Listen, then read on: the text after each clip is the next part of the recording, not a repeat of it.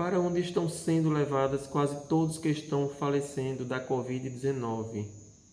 Não existe um único local para a recepção, porque muitos vão para colônias espirituais, a exemplo de estruturação da colônia de Alvorada, o Nosso Lar e tantas outras estruturas, a X19, algumas outras colônias que existem, assim como planos extraplanetários, a depender do grau de consciência que tais espíritos fazem a passagem, assim como outros são encaminhados imediatamente para estruturas hospitalares espirituais, em adormecimentos, entorpecimentos de tais espíritos diante da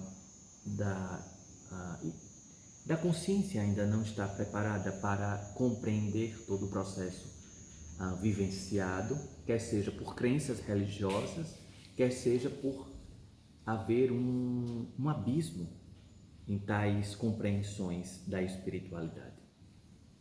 Então, alguns vão para hospitais.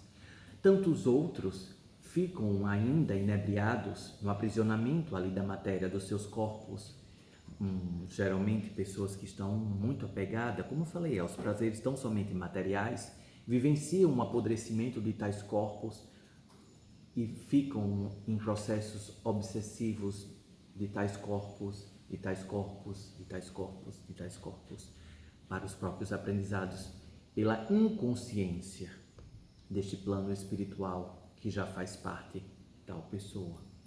Outros já vão para recrutamentos imediatos, pois assim já estavam se preparando, pois assim já estavam na caminhada enquanto encarnado, imediatamente já são absorvidos por tarefeiros espirituais, garantindo um tempo para purificar os resíduos da antiga matéria, do antigo encarne, e já se coloca à disposição em pesquisas e em tratamentos e recepção de outros desencarnados.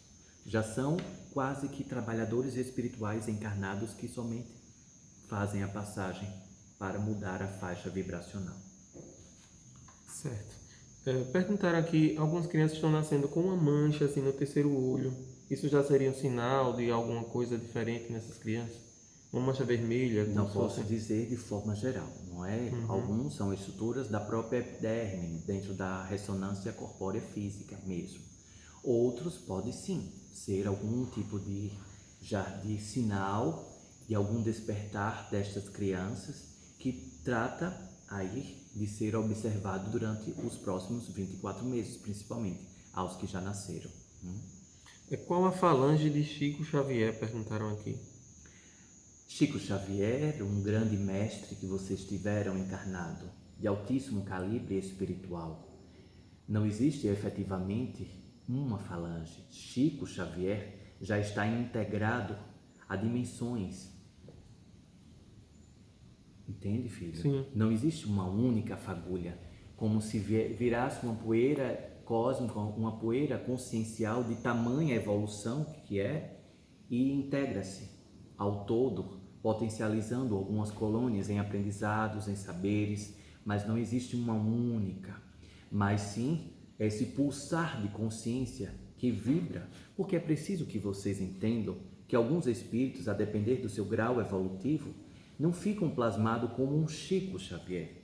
Esteve esse grande mestre como Chico Xavier, mas ao retornar à pátria espiritual, se manifesta na poeira cósmica espiritual, no pulsar de consciência, se integra a consciências sublimes, superiores e pulsam em aprendizados, em diretrizes, em departamentos de psicofonias, psicografias e tantas outras, porque é como se estivesse em todas as áreas integrais, como o calibre do nobre mestre que vocês tiveram a oportunidade, chamado Francisco Xavier. Como nós, encarnados, podemos ajudar aos desencarnados a aceitação da passagem para o plano espiritual? Primeiramente, estabelecendo a resignação, a resiliência.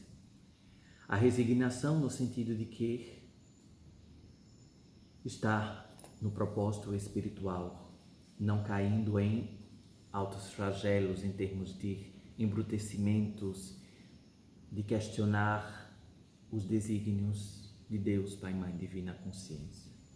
a resiliência de entender que agora este nobre parente, amigo, está a vibrar no plano espiritual não só por você, não só por poucos grupos, mas por toda a humanidade. Isso é de grande honraria. E assim fomentará uma germinação em seu coração de saudade, mas não de desespero, porque o desespero causa aprisionamentos e você se torna obsessor deste espírito que precisa seguir na jornada espiritual para servir não só a você, mas como um todo, um coletivo. Processos egóicos tendem a querer somente para si. Processos conscienciais despertados evidencia que agora está no plano de todos. E lembre-se sempre que esse parente, esse ente querido, este amigo, está vivo por toda a eternidade com você. Porque ele deixou ou ela deixou lições. A forma de você honrar é você honrar esta pessoa que desencarnou, é empreender as lições como reais, vívidas a cada dia na sua vida enquanto residente do planeta Terra, na esperança, talvez, de uma recepção, de um reencontro no plano espiritual, tão logo o seu desencarne também, que é um processo natural evolutivo. Orações ajudam os espíritos suicidas? Orações ajudam muito os espíritos suicidas, principalmente que os espíritos suicidas, muitos deles caem na inconsciência, no vácuo consciencial, na escuridão mental. Então, de grandes sofrimentos em zonas fractais, umbralinas muito fortes, diante de grandes processos de vingança, enfurecimento, embrutecimento da alma. Então, muito importante que orações, louvores, sejam sempre empreendidos em memória, em honra a tais espíritos que, por alguma razão, cometeram o suicídio, para que a chama, a lamparina da espiritualidade esteja acesa e que o arrependimento profundo do coração, dentro da verdade do amor incondicional, possibilite que acenda um clarão para que as falanges, principalmente as falanges de Maria, possibilitem os resgates. Existem várias falanges que adentram em algumas zonas, por isso que os Exus guardiões são muito importantes, abrem os portões para que os tarefeiros espirituais, como a falange mariana, a falange da consciência crística, a consciência inclusive de Bezerra de Menezes tem trabalhado muito, a consciência de Chico Xavier tem trabalhado bastante, assim como tantas outras consciências angelicais, porque quanto mais abissais, os angelicais eles podem ir para fazer alguns resgates por meio da intervenção desses nobres guardiões dos Exus. Os Exus recolhem esses espíritos que já estão preparados, levam até os portões e estes seres angelicais levam para os tratamentos e persecuções necessárias. Como lidar com a raiva e a irritabilidade que temos ao longo do dia diante de algumas situações difíceis do cotidiano? Primeiramente, reconhecendo que a responsabilidade está com você. Enquanto estiver delegando a responsabilidade para outrem, permanecerá em processos de raivas, embrutecimentos da sua fala, do seu corpo, da sua alma. Lembre-se sempre que você está em estrutura humana, capaz sim de sentir raiva, embrutecimentos, mas a responsabilidade é por conta das suas próprias escolhas.